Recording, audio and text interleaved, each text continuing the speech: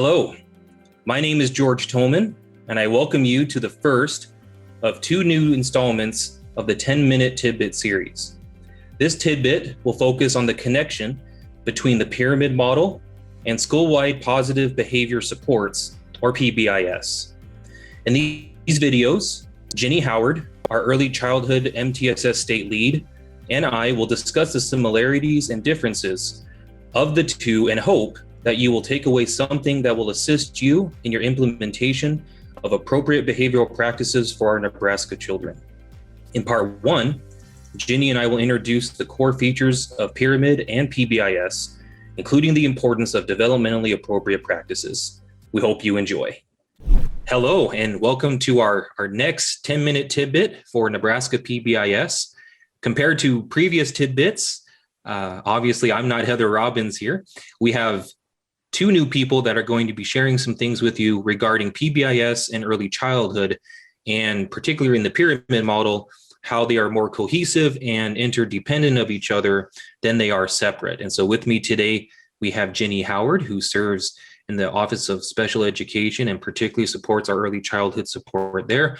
And I am George Tolman, the individual who's helping serving our Nebraska schools under our PBIS project as a state. And so first, what I like to do is have a conversation with Jenny here, talking about the comparisons with PBIS, Nebraska PBIS, and looking at Pyramid. And so Jenny, I'll pose it to you first. What is a nice overview of the Pyramid Model for our listening audience? Well, thanks, George, for having me here today. It really surprises me how many people think that PBIS and Pyramid are completely different things, like they have to pick it's one or the other. So I'm really glad to have this conversation. So the first thing that I would want to look at is the framework of Pyramid. Pyramid is PBIS for early childhood. The Pyramid Model is a framework of evidence-based practices for promoting young children's healthy social and emotional development. It uses systems thinking and implementation science to promote those evidence-based practices. The designers of Pyramid Model are committed to a model that is developmentally appropriate and that allows for the use of a range of practices that reflect and that are responsive to the diverse needs of the young children. It's designed to be implemented in early childhood authentically, in inclusive settings, because that's where preschoolers typically spend their time. It is our goal to offer Pyramid to any childcare program, Head Start, family childcare, and publicly and privately funded preschool program in our state. Again, we focus on social emotional learning, using that promotion and prevention instead of being reactive. And if you look at the Pyramid Model, it is a tiered model. And at the very base of the pyramid, you'll see the effective workforce, you'll see the environment, and you'll see relationship. Those things together make that tier one. And I really want to drive home the point of how important relationship is in the Pyramid Model. Those universal practices, which we sometimes call the core, include children who are receiving special education services, any children in early childhood. Tier two is targeted social supports for building social skills for the kids who might need more than just what's offered at tier one or in that core. And then at the top of the pyramid is tier three is intensive intervention. Intensive intervention is developed and implemented by the classroom teacher in partnership with those other professionals and specialists who work with the child and the families. And it's for those few children who don't progress as anticipated as a result of the targeted support, or tier two. A lot of those interventions that are designed at tier three are the same as or similar to the interventions in tier two, but they're individualized. And at the same time, our teachers are keeping data and implementing those interventions to fidelity. And in Pyramid, one of the things that we talk about a lot is to make sure we are using data-based decision making. And that is important in our framework. So George, can you tell us a little bit about PBIS? Yes, and I'll quickly say that everything you said is music to my ears, because the thing that people may not understand completely about the relationship between Pyramid and PBIS is that PBIS being the framework, Pyramid being the developmentally appropriate evidence-based practices to support PBIS in early childhood, they come from the same source. They come from the same family, if you will. And everything you said, from database decision-making to utilizing supports at the universal, targeted, and intensive levels, the use of data and using that within problem-solving processes, all of those things match up very well with the overall PBIS framework. And with the PBIS framework, we expand the potential of it, where technically speaking, completely appropriate, PBIS is something we can cover from pre-K all the way to graduation using developmentally appropriate evidence-based practices. And so this is where Pyramid fits, in that it is a developmentally appropriate practice in early childhood that helps solidify that PBIS process. It is that multi-tiered system of support, as you said, Jenny.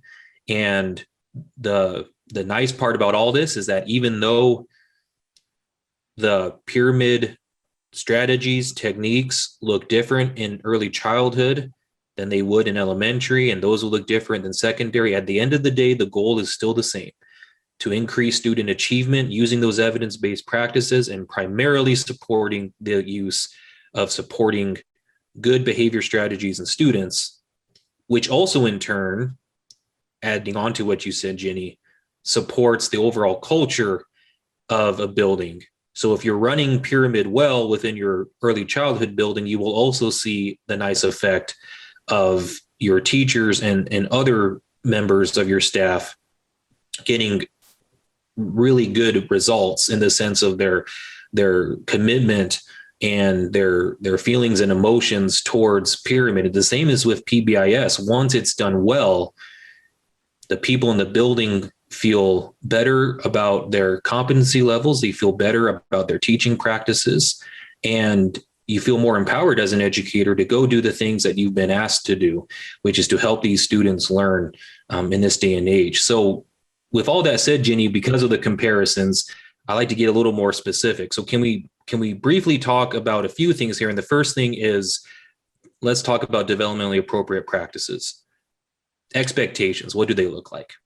So developmentally appropriate expectations in early childhood look a little bit different than they probably do in PBIS school age. Our expectations that we encourage programs to use are created by the leadership teams, and we want them to be program-wide. And if we have a district if we have a district preschool who is part of the bigger PBIS school age, we would encourage that district preschool to then have the same expectations as the school age. So you can see that some examples that we have of program-wide expectations are: we are safe, we are kind, and we are responsible. And we always have about 3, and we try to post those with visuals.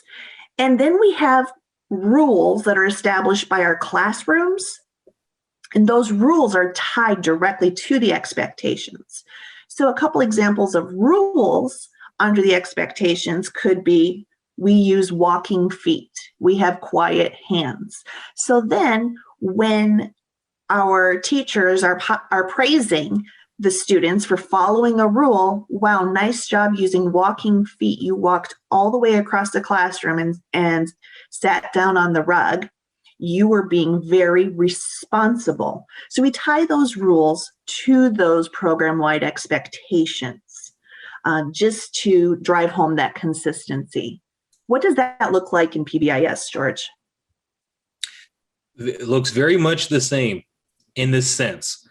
It looks the same in that we do, and this is how Nebraska teaches it. And so to be fair to anyone listening, this may look a little different in some of the literature, but the fact of the matter is we're ending up on the consistency element here with the behavior expectations.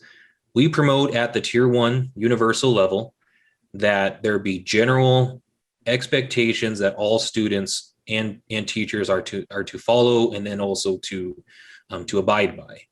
And so typically our response is at the tier 1 level to make it simple and say your beginning behaviors are be safe, be respectful, be responsible. And then within your building and in your construct, break those down so it's understandable to be and respectful of the developmentally appropriateness of your building. So in the elementary level, you're probably going to use more pictures and more modeling for that. In the secondary setting, you may just make those as words. So to be respectful at the elementary level, you might say sitting in your seat. You may have a picture in the elementary room that shows that. So Jenny, you mentioned just a little bit of that connection earlier. At the secondary level, you wouldn't probably need a picture because the kids should know what that looks like. And so you would just have that listed as part of a matrix somewhere in your room or throughout your building. And again, the idea here is that being a framework, it's very adaptable and flexible. So as you get older as a student, you will have rules and guidelines that help you out in multiple settings, not only in the classroom, but maybe even sports events, maybe even a field trip, maybe even lunch in the locker room and all those other areas, the hallways, etc. And so there are a lot of similarities there. The nice thing about PBIS is that we keep it flexible based on the appropriateness. And Jenny, what I can pick up from you here is that the specificity of Pyramid in early childhood is really gearing down towards the appropriateness for those kiddos, which is really nice. Thank you for listening to part 1 of this 2-part series on the Pyramid Model and school-wide positive behavior supports. In part 2, Ginny and I finish our conversation by continuing our discussion of developmentally appropriate practices, the imperative need for strong family-school connections, and our recommendations to help educators, families, and others meet the behavioral needs of our children. We'll see you next time.